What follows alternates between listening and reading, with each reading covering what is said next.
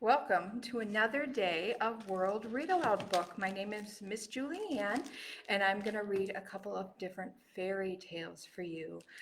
We've turned World Read Aloud Day into World Read Aloud Month. We have 2 more days of the fairy tales, so tune in again Wednesday at 2 and Friday at 2, and you'll hear some more fabulous story tales from not sure what librarians, but before I get started, I see Katie is watching. Hey, Katie, and JJ and Julian. Thanks for listening. Thanks for watching. Okay, our first story today is Rapunzel. And then our second story we're going to do is illustrated by the same person, Hansel and Gretel, both illustrated by Paul Zielinski. So let's go ahead and start with Rapunzel. And I bet a lot of you are familiar with the story because of the Disney movie, but this one is a little bit different. Long ago, there lived a man and a woman who had no children. As year followed year, this was their only sorrow.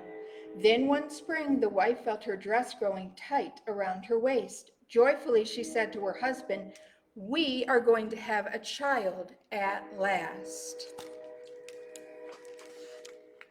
The wife liked to sit by a small window at the back of their house and look down into a beautiful garden. Flowers grew there, and rare fruits and herbs of every kind. The garden belonged to a sorceress who had enclosed it on all sides with a high wall. No one ever dared to enter it. One day, as the wife sat by the window, her eyes fixed on a bed of Rapunzel. See the garden. See it a little bit. The herb looked so luxuriant, so green and thick and fresh that she felt a terrible longing to taste it. Day after day, her craving grew until she began to suffer from it. She became pale and wretched and said to her husband, "If I cannot eat some of the Rapunzel from the garden beyond our house, I am going to die." Ooh. Now, I like some foods a lot, but there's no food I'd die for. Her husband was alarmed to hear such desperate words. He loved his wife dearly and saw no choice but to bring her some of the Rapunzel. 10 times, 20 times he circled the garden wall, but found neither door nor gate. So, lowering himself through the window at the back of the house, he climbed down into the sorceress's garden. Quickly, he pulled up as much Rapunzel as he could hold and scrambled back up through the window.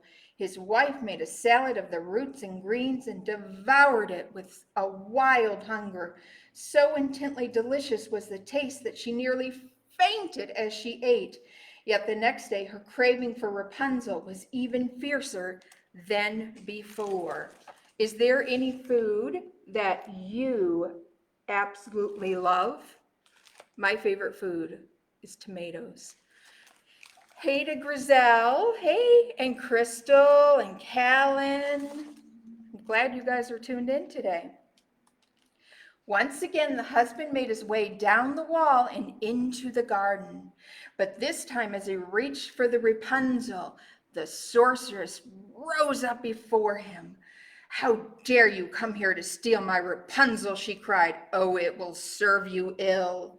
"Have mercy on me," the man begged. "My wife is carrying our child. She has seen your Rapunzel from our window and conceived with such a longing for it that she will die unless she can eat some. What am I to do?" The sorceress considered his words. "If what you say is true, you may take the Rapunzel that you need, but in return, you must give me the child that your wife will bear." The frightened husband did not know what to say. Rather than see his wife die, he agreed to the demand. And when the child was born, the sorceress appeared in the room. She named the baby girl Rapunzel and carried her away. And here you can see her walking out with the baby. The sorceress cared for the baby, seeing to her every need. Rapunzel grew to a child of rare beauty, with pale skin and an abundance of flowing red gold hair. When she reached the age of 12, the sorceress led her into the forest to live in a high tower. The tower was a great column rising in the middle of the woods. Although it looked narrow on the outside, on the inside, it was large with many elegant rooms, yet no door led into this tower, and its only window was at the very top. When the sorceress wished to enter, she stood below the window and called, "Rapunzel, Rapunzel, let down your hair." Then Rapunzel would unpin her silky braids, wind them around a hook on the window frame, and let them tumble all the way to the ground. The sorceress would grab a hold of them and hoist herself up. And there you can see her climbing up. For years, Rapunzel lived alone in the rooms above the treetops. You see how tall her tower is? You can't even see the top in the picture. Then one day, a king's son came riding through the woods. As he neared the tower, he heard a voice sweeter than any he had ever known. It was Rapunzel singing to the forest birds. Charmed by her voice, the prince fell deeply in love. He circled the tower 10 times, 20 times, but found no entrance. "How strange this tower is," he said to himself, and felt he would die of sadness. He inquired at the nearest houses, where he was told that the tower belonged to a sorceress who was keeping a young girl away inside. Day after day the prince returned, hoping to glimpse the girl whose sweet singing had moved him so. One morning he saw the sorceress appear below the window and call up, "Rapunzel, Rapunzel, let down your hair." At once the prince knew how he too might enter the tower. The next evening he stood under the window and called, "Rapunzel, Rapunzel, let down your hair." Rapunzel's hair came billowing down. The king's son took hold of it and pulled himself up. "Heaven preserve me," cried Rapunzel when the prince stepped through her window, for she had never set eyes on a man before. But he began to speak to her in such a friendly way that her fear was soon gone. And here you can see where Rapunzel is first meeting the prince. "Your singing was so beautiful," the prince told her, "that I knew I must see your face, or my heart could have no peace." Rapunzel saw that he was young and handsome. In her own heart, she felt a happiness she had never known. And when the prince, grown bold, proposed to marry her then and there, she consented. They held a ceremony in the tower, and every evening after that he returned. The sorceress, who came only by day, knew nothing of his visits. One day when the sorceress entered the tower, Rapunzel said, "If you please, stepmother, help me with my dress. It is growing so tight around my waist, it doesn't want to fit me anymore." Instantly, the sorceress understood what Rapunzel did not.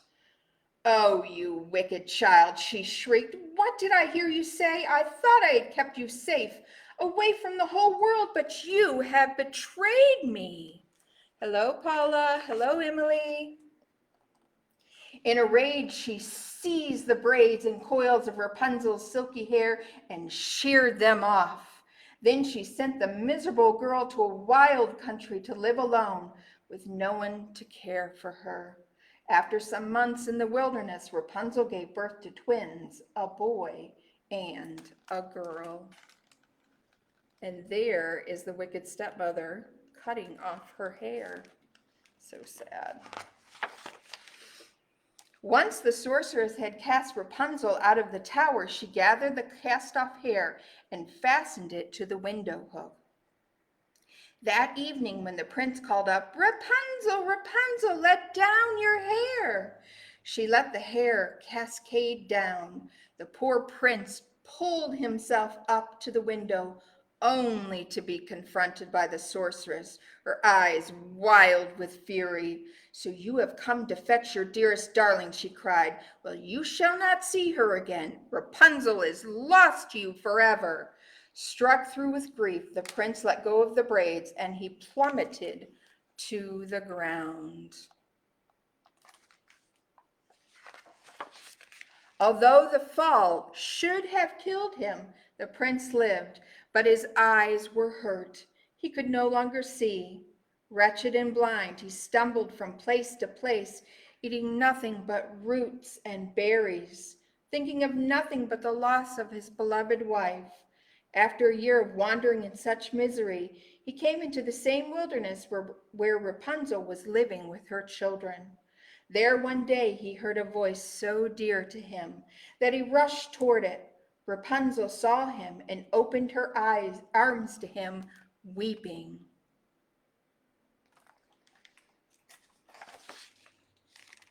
And here they are, reunited at last. As Rapunzel embraced the prince, two of her tears fell into his eyes. Suddenly his vision grew clear. Once again the prince could see.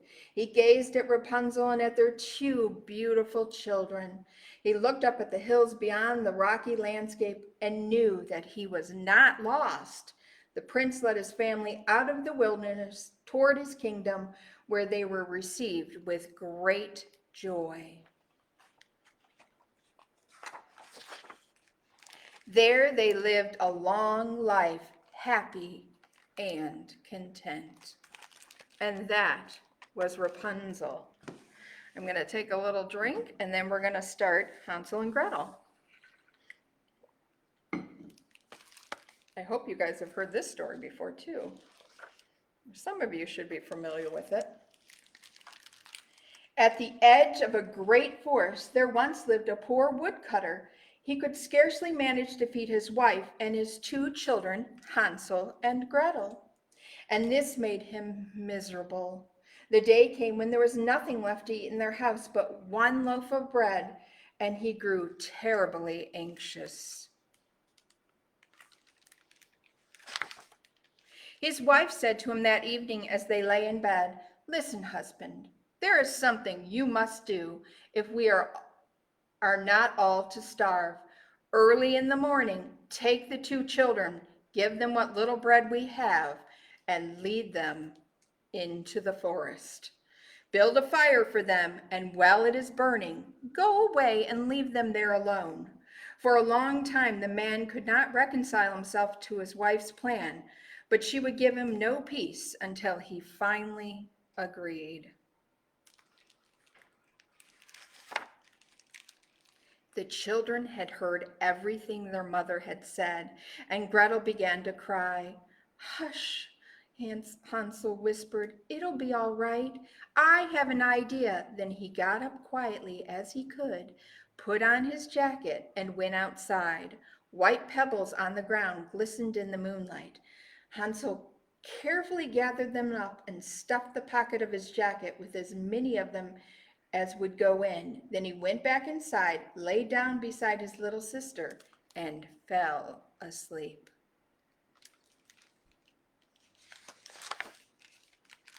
Early in the morning, before the sun had risen, the parents came and awakened the children. To each one they gave a little piece of bread.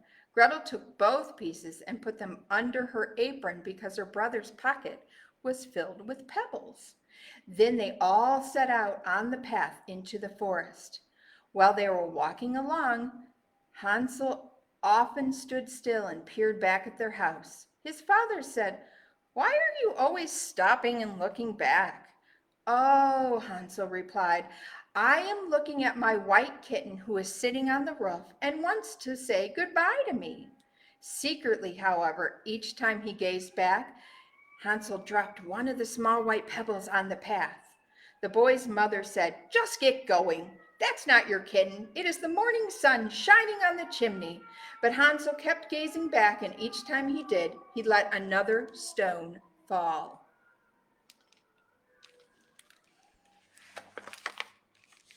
And so they went on walking a long time until they were in the midst of the great forest. There they stopped and gathered firewood. Their father lit a huge fire, and when it was burning brightly, their mother said, "Rest a while, children. Your father and I are going off to cut wood. Wait here by the fire until we come back." The children sat by the fire and ate their bread. They waited until nightfall, but their parents sadly did not return. When it grew very dark, Gretel began to cry, but Hansel said to her, "Wait just a little longer until the moon is up."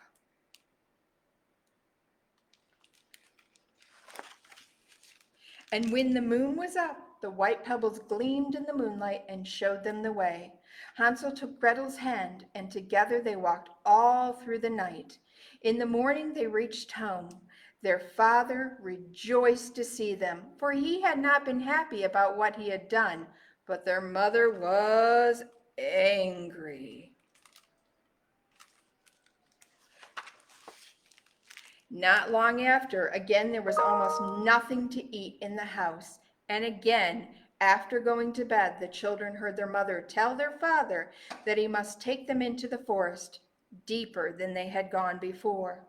And again Gretel began to cry, and again Hansel got up very quietly to go out and gather pebbles. But when he got to the door, he found that his mother had locked it. Hansel too grew sad and could not comfort his little sister.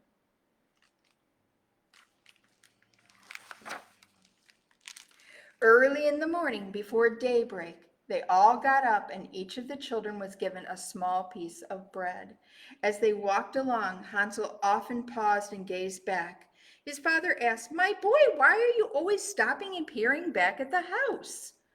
"Oh," answered Hansel, "I am looking at my little pigeon who is perched on the roof and wants to say goodbye to me." Secretly, however, he had crumbled up his bit of bread, and each time he turned around, he would drop a crumb on the path. His mother said, "Just keep going. That's not your pigeon. It's the morning sun striking the chimney." But Hansel kept glancing back, and each time he did, he dropped another crumb. And when they had come even deeper into the forest, to where it was thickest, they stopped. Their father built a huge fire. Their mother said to them to rest and wait while they went off to chop wood. And as they sat by the fire, Gretel gave half her bread to Hansel, for her brother had strewn all of his along the path. They waited until evening, but no one came to fetch them.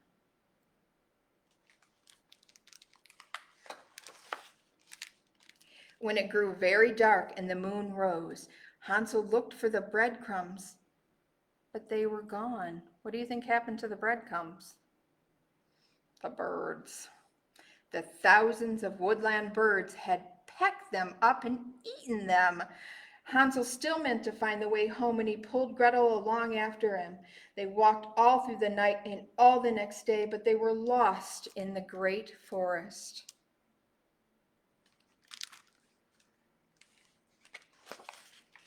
On the third day, chilled and hungry, they came upon a little house that was built out of bread. Its roof was made of pancakes and its windows of sugar candy. The children were so happy to see it that they ran up to it, Hansel to the spongy roof and Gretel to the sparkling panes of the window, and they ate greedily. Hansel was devouring a huge chunk of the roof, and Gretel was pushing out yet another window pane when they heard a thin voice call out from inside, "Nibble, nibble, nibble, who gnaws my house to nibble?" The children were so frightened that they let fall what they had in their hands. Just then a gnarled old woman came gliding out the door. When she caught sight of the hungry children, she wagged her head and said, "Oh, you poor little things, come along with me. There's plenty to eat inside the house. I'll take good care of you." And she took them both by the hand and led them inside her house and served them a fine dinner.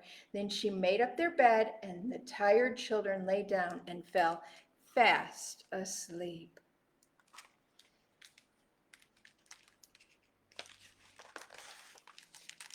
The next morning, before Hansel and Gretel were awake, the old woman crept up to their bedside. As she watched the two of them sleeping so sweetly, she thought to herself, "Now there's a tasty morsel for you." And she lifted Hansel up and carried him outside and locked him up in a little stall, as if he were a piglet.